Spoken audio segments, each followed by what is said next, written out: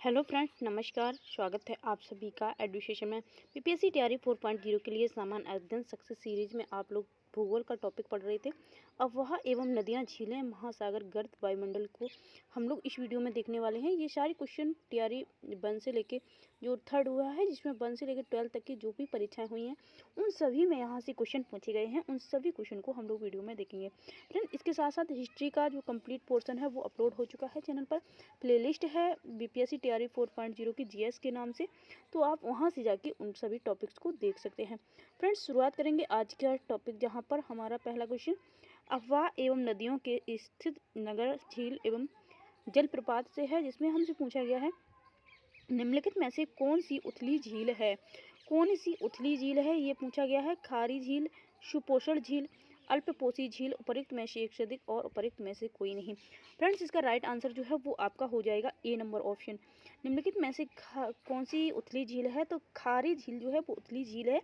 और इसकी देखेंगे कंप्लीट व्याख्या, तो यहाँ पर आप देखेंगे उथली झील अथवा प्लाया का एक प्रमुख उदाहरण खारी झील या साल्ट पैन होती है। रेगिस्तान में पवन के अपघर्षण से बने गर्तों में जब कभी वर्षा जल जमा हो जाते हैं तो कुछ समय के लिए छिछली झीलें बन जाती हैं। ऐसी उथली झीलों को ही प्लाया झील कहते हैं। प्लाया को अलग अलग नामों से बुलाया जाता है, जो नमक में स्लेट, नमक मार्स, सलादा, सालार, नमक पैन या क्षार फ्लैट या सलीना जो है। तो इस प्रकार से इनके अन्य नाम हैं। नेक्स्ट क्वेश्चन है, निम्नलिखित कथनों पर विचार कीजिए। सतह क्षेत्रफल के हिसाब से विक्टोरिया झील दुनिया की तीसरी सबसे बड़ी मीठे पानी की झील है। तो यहाँ कुछ कथन दिए हैं। सतह क्षेत्रफल के हिसाब से विक्टोरिया झील दुनिया की तीसरी सबसे बड़ी मीठे पानी की झील है, ये बोला गया है। उसके बाद कहा गया है यह अफ्रीका की महान झीलों में से एक है। इसकी सीमा 4 देशों तंजानिया, युगांडा, रवांडा और केन्या से लगती है। इसके बाद कहा गया है विक्टोरिया झील से निकलने वाली एकमात्र धारा नील नदी है, जो युगांडा के जिंजा के पास झील से बाहर निकलती है। इसके बाद हमको दिए गए हैं यहाँ पर कुछ कूट दिए हैं, जहाँ पर कहा गया है ए और 2 सही है, 2 और 4 सही है, 3 और 4 सही है, 1 और 3 सही है। फ्रेंड्स, इसका राइट ऑप्शन जो है वो डी नंबर सही है, यानी कि 1 और जो है 3 सही है। तो यहाँ पर इसकी कंप्लीट व्याख्या आप देख लीजिए, जहाँ पर ये कहा गया है विक्टोरिया झील अफ्रीका महाद्वीप में स्थित है। यह अफ्रीका की सबसे बड़ी झील तथा विश्व की मीठे पानी की दूसरी सबसे बड़ी झील है, जबकि हमसे ऑप्शन में तीसरा बताया गया था, तीसरी पानी की सबसे बड़ी झील है। तो ये है कौन सी, तो दूसरी है। इसकी सीमा 3 देशों से लगती है, जिसमें केन्या, युगांडा, तंजानिया है। तो और विक्टोरिया झील श्वेत नील नदी का उद्गम स्रोत है। विषुवत रेखा इस झील से होकर गुजरती है। तो इस प्रकार से आपको इसकी कंप्लीट व्याख्या याद रखनी है। नेक्स्ट है, निम्नलिखित में से कौन सा कथन उत्तरी अमेरिका महाद्वीप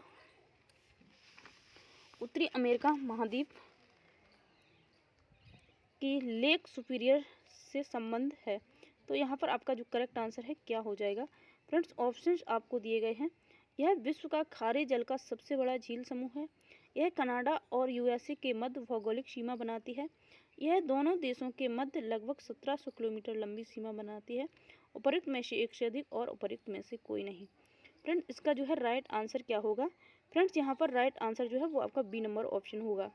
यह कनाडा और यूएस की मध्य भौगोलिक सीमा बनाती है। कंप्लीट व्याख्या देख लीजिए। सुपीरियर झील उत्तरी अमेरिका महाद्वीप में कनाडा और संयुक्त राज्य अमेरिका के मध्य भौगोलिक सीमा बनाती है। सुपीरियर झील विश्व की तीसरी सबसे बड़ी झील है। यहाँ सुपीरियर झील सहित यूएसए की सीमा में संयुक्त रूप से जुड़ी हुई 5 झीलें पश्चिम से पूर्व क्रमशः सुपीरियर, मिशिगन, ह्यूरन, इरी और ओंटारियो स्थित हैं। नेक्स्ट हमारा क्वेश्चन है, निम्नलिखित में से कौन सा देश अमेजन नदी बेसिन का हिस्सा है। तो निम्नलिखित में से जो कौन सा देश जो है वो अमेजन नदी बेसिन का हिस्सा है, ये बताना है। अर्जेंटीना, चिली, वेनेजुएला, उपरोक्त में से एक से अधिक और उपरोक्त में से कोई नहीं। फ्रेंड्स, इसका राइट आंसर जो है वो क्या होगा 34 का। तो यहाँ पर जो है वो आपका करेक्ट आंसर क्या होगा ये आपको बताना है। 34 का करेक्ट आंसर जो है वो सी नंबर होगा। वेनेजुएला जो है राइट आंसर होगा।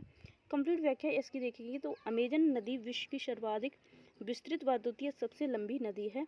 यह दक्षिण अमेरिका महाद्वीप में एंडीज पर्वत से निकलकर दक्षिण अमेरिका देश Peru, Brazil, Bolivia, Ecuador, Colombia, Venezuela, Guyana, Suriname के जल ग्रहण क्षेत्र से प्रभावित होती हुई अटलांटिक महासागर में गिरती है। तो इस प्रकार से ये हो गई इसकी कंप्लीट व्याख्या।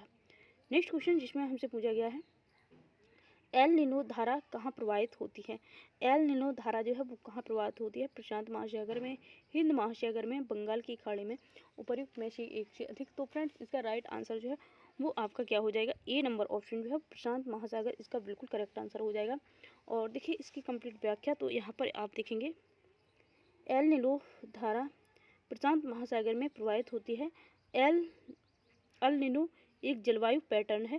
फ्रेंड्स एल और अल में बहुत बड़ा डिफरेंस होता है, इसे आपको अच्छे से याद रखना है, जो पूर्वी उष्णकटिबंधीय प्रशांत महासागर में सतही जल के असमान रूप से तापन की स्थिति को दर्शाता है। नेक्स्ट हमारा क्वेश्चन है, जल संध्या एवं महाद्वीपीय गर्त से है। तो यहाँ पर देखिए पूछा गया है पनामा नहर के संबंध में क्वेश्चन है। पनामा नहर निम्नलिखित में से किसको जोड़ती है? तो पनामा नहर जो है वो किसको जोड़ती है? फ्रेंड्स इसका राइट आंसर जो है वो क्या हो जाएगा? फ्रेंड्स जो है ऑप्शन आपको 5 दिए गए हैं, तो पनामा नहर जो है वो ए नंबर ऑप्शन राइट होगा। अटलांटिक महासागर को प्रशांत महासागर से जोड़ती है। क्या आपको याद रखना है? पनामा नहर जो है जो अटलांटिक महासागर को प्रशांत महासागर से जोड़ती है, ये बात आपको याद रखनी है। इसकी कंप्लीट व्याख्या यहाँ पर आप देख लीजिए। पनामा शहर अटलांटिक महासागर को प्रशांत महासागर से जो है जोड़ती है। पनामा नहर मानव निर्मित एक जलमार्ग है। क्या है? मानव निर्मित जलमार्ग है। यह पनामा देश में स्थित है। तो इस प्रकार से इसकी कंप्लीट व्याख्या जो है वो आपको कर लेनी है याद। नेक्स्ट हमारा क्वेश्चन है जो वायु के संगठन से है। तो यहाँ पर देखिए इसे देखते हैं, और आपसे क्वेश्चन में पूछा गया है कि वायुमंडल अपनी अधिकतम ऊर्जा प्राप्त करती है। वायुमंडल अपनी अधिकतम ऊर्जा प्राप्त करता है, होगा शायद यहाँ पर मिस्टेक होगी। तो इसका करेक्ट आंसर फ्रेंड्स होगा दीर्घ पार्थिव विकिरण तरंगों से। ए नंबर ऑप्शन जो है वो आपका राइट होगा। देखिए इसकी कंप्लीट व्याख्या, तो वायुमंडल जो है वो अपनी अधिकतम ऊर्जा दीर्घ पार्थिव विकिरण तरंगों से प्राप्त करता है। पृथ्वी को जो सूर्यताप प्राप्त होता है वह लघु तरंगों के रूप में होता है, परंतु यह तरंगें वायुमंडल को गर्म नहीं करती हैं। जब यह तरंगें पृथ्वी से टकराकर दीर्घ पार्थिव विकिरण के रूप में वापस वायुमंडल में गिरती हैं तो उसे गर्म करती हैं। तो इस प्रकार से जो है इसकी आपकी हो गई कंप्लीट व्याख्या। नेक्स्ट, वायुमंडल में ऑक्सीजन का बृहद एवं उच्च स्रोत। तो वायुमंडल में ऑक्सीजन का बृहद एवं उच्च स्रोत क्या होता है, ये आपको बताना है। फ्रेंड्स इसका राइट आंसर जो है वो आपका क्या हो जाएगा? तो यहाँ पर आपका क्या हो जाएगा राइट आंसर? फ्रेंड्स इसका राइट आंसर होगा आपका बी नंबर ऑप्शन। समुद्री पौधों की प्रकाश संश्लेषण से सबसे ज़्यादा और सबसे उच्च स्रोत की ऑक्सीजन जो है वो प्राप्त होती है। ये बात आपको याद रखनी है। फ्रेंड्स जंगल इसका आंसर नहीं होगा, यहाँ आंसर जो है वो आपका बी नंबर ऑप्शन होगा। तो इसकी कंप्लीट व्याख्या देख लीजिए। यहाँ पर आप वायुमंडल में ऑक्सीजन का बृहद एवं उच्च स्रोत समुद्री पौधों की प्रकाश संश्लेषण से प्राप्त होता है। इसके पश्चात जंगल के पौधों से प्राप्त होता है। समुद्री पौधे जैसे फाइटोप्लैंक्टन, केल्प, शैवाल इत्यादि सबसे ज़्यादा ऑक्सीजन जो है वो पैदा करते हैं। नेक्स्ट हमारा क्वेश्चन है जहाँ पर पूछा गया है ओजोन O3 के बारे में कुछ तथ्य दिए गए हैं। तो ओजोन O3 के बारे में जो तथ्य दिए गए हैं यहाँ पर आपको राइट वाला ऑप्शन जो है वो आपको करना है चूज। तो कहा गया है यह उच्च तरंगदैर्ध्य की विकिरणों को अवशोषित करती है। यह वायुमंडल की अत्यधिक स्थायी गैस है। यह मध्य मंडल में पाई जाती है। उपयुक्त में से एक से अधिक और उपयुक्त में से कोई नहीं। फ्रेंड्स यहाँ पर जो है राइट आंसर आपका क्या हो जाएगा? फ्रेंड्स राइट आंसर जो है वो आपका क्या हो जाएगा? तो फ्रेंड्स यहाँ पर उपयुक्त में से कोई नहीं जो है वो इसका आंसर होगा। और इसकी देखेंगे कंप्लीट व्याख्या, तो ओजोन O3 मध्यम आवृत्ति वाली पराबैंगनी किरणें हैं को अवशोषित करती है। यह वायुमंडल में परिवर्तनशील गैस है जो समताप मंडल में पाई जाती है। इस प्रकार से इसकी हो गई कंप्लीट व्याख्या। नेक्स्ट हमारा क्वेश्चन है वायु में ऑक्सीजन का प्रतिशत। तो वायु में ऑक्सीजन का प्रतिशत तो 21% होता है, सभी को पता होना चाहिए।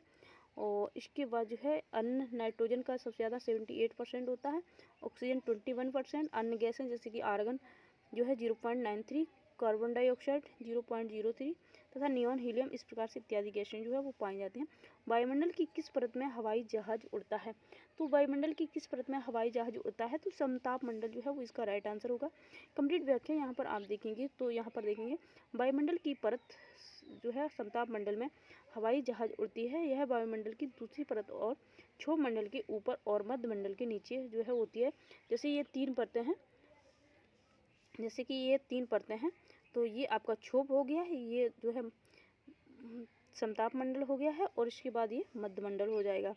तो इस प्रकार से यह शांत क्षेत्र है जिससे हवाई जहाज उड़ाना आसान होता है। इसी परत में ओजोन परत पाई जाती है। ओजोन कहाँ पाया जाता है? तो समताप मंडल में ही पाया जाता है।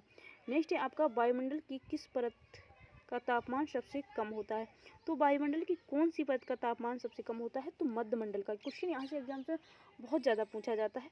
तो यहाँ पर देखिए इसकी कंप्लीट व्याख्या। तो वायुमंडल के कई गैसों का सांद्रक पाया जाता है और ये जो है भिन्न भिन्न ऊंचाइयों पर अलग अलग होता है।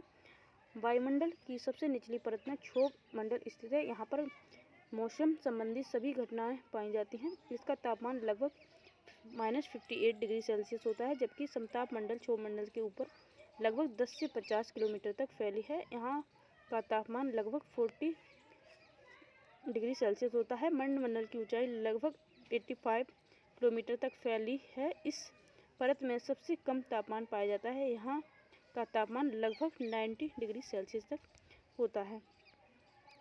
नेक्स्ट हमारा क्वेश्चन है, निम्नलिखित में से कौन सा विकल्प पृथ्वी की सतह से शुरू होकर वायुमंडल की परतों का सही क्रम है? तो वायुमंडल की परतों का सही क्रम कौन सा है, ये आपको बताना है। तो यहाँ पर फ्रेंड्स आपका राइट आंसर जो है वो क्या हो जाएगा? तो ए नंबर ऑप्शन जो है राइट होगा। पहले क्षोभ मंडल होता है, फिर समताप मंडल, फिर मध्य मंडल, फिर ताप मंडल, फिर बहिर्मंडल। तो ये वाला जो है ऑप्शन आपका राइट हो जाएगा। और इस प्रकार से यहाँ पर आपका कंप्लीट ये हो गया। और इसके बाद नेक्स्ट टॉपिक नेक्स्ट वीडियो में बहुत जल्द आपके लिए लेके आएंगे। मिलते हैं नेक्स्ट वीडियो में। Thank you.